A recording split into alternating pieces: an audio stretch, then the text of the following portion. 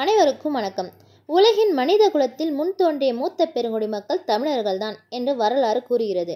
இந்த தமிழர்கள் யார் என்று கேட்டால் சிலர் தமிழர்கள் குமரிகண்ட மனிதர்கள் என்கின்றனர். அதே சமயத்தில் கடலில் குமரிகண்டம் அழிந்துவிட்டது என்றும் சொல்லப்படுகிறது.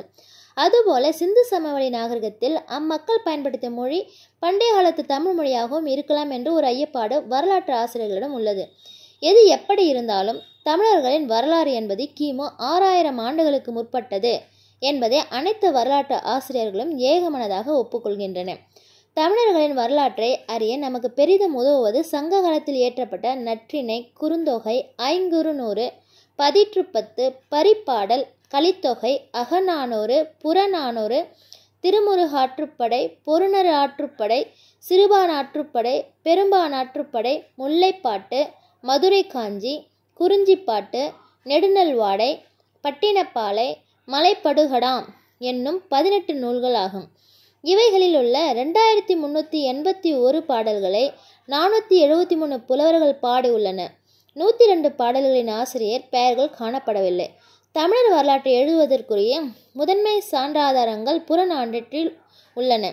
எனினும் முழுமையான தகவல்கள் அனைத்தும் இருப்பதாக கூற முடியாது. சரி வாங்க, தமிழர்கள் தோன்றிய வரலாறு.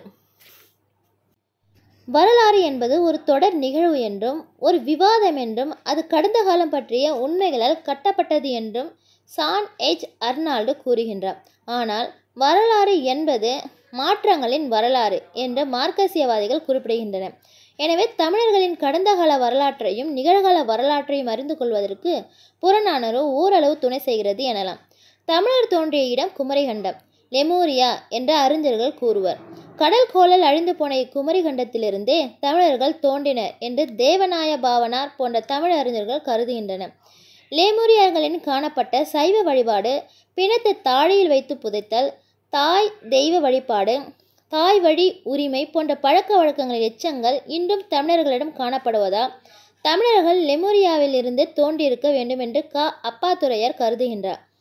குமரிகண்டத்திலிருந்து அழிந்து போன பக்ருளி ஆற்றை பற்றி முன்னீர் விழவின் நெடியோன் நன்னீர் பக்ருளி புறம் 9 என்னும் புறநானூற்று பாடல் குறிப்பிடுகின்றது. கடல்கோளுக்கு பிறகு எஞ்சியிருந்த பழம்பாண்டிய நாட்டு பகுதியின் இடையே குமரி என்னும் நதி ஓடியது என்பதே தெனஹா துருகெழு குமரி புறம் 6 என்னும் புறப்பாடல் எடுத்து கூறுகிறது. சிலப்பதிகாரத்திலும் இச்செய்தி சுட்டப்படுவதை காணலாம். இராமாயண காலத்திலும் மகாபாரத காலத்திலும் கூட தமிழர்கள் வாழ்ந்து உள்ளார்கள். இதற்கு பல எடுத்துக்காட்டுகள் உண்டு. உதாரணமாக இராமாயணத்தை வால்மீகி முனிவர் சமஸ்கிருத மொழியில் இயற்றினார். இராமாயண காலம் தோராயமாக கிமு 1300 முதல் கிமு 1200 வரை இருக்கலாம் என்று கூறுவர். புறநானூற்றில் உள்ள 358ஆம் பாடலை பாடிய வால்மீகி என்பார் இராமாயணம் பாடிய வால்மீகியின் வழி வந்தவராக இருக்கலாம் என்பர். அத்துடன் வால்மீகி முனிவர் தனது இராமாயண காவியத்தில் ராமனின் முடிசூட்டு விழாவின் பொழுது பாண்டியர்கள் பரிசாக ஸ்ரீராமனுக்கு முத்துக்களை அனுப்பியதாக எழுதியுள்ளார். இதனால் ராமரின் காலத்தில் பாண்டியர்கள் இருந்ததாக நம்பப்படுகிறது.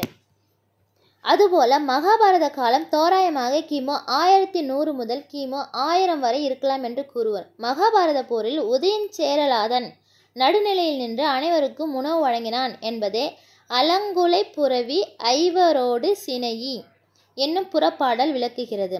ஆனால் புறநானூற்று காலத்தில் ஆரிய செல்வாக்கு தலை தூக்கி நின்றது. மன்னர்கள் தமிழர் பண்பாட்டை புறக்கணித்து ஆரியர்களின் பழக்க வழக்கங்களுக்கு அடிமைப்பட்டு கிடந்தனர். வேள்வி யாகம் செய்வதை பெருமையாக மன்னர்கள் கருதினர். அதனால்தான் பாண்டியன் பல் யாகசாலை முதுகுடுமி பெருவழுதி என்னும் பட்ட பெயரை ஏற்றுக்கொண்டிருந்தான். அதுவும் ஆரிய முனிவர்களைப் போல குடிமை வைத்துக் கொள்வதில் மன்னர்கள் பெரு விருப்பம் கொண்டிருந்தனர்.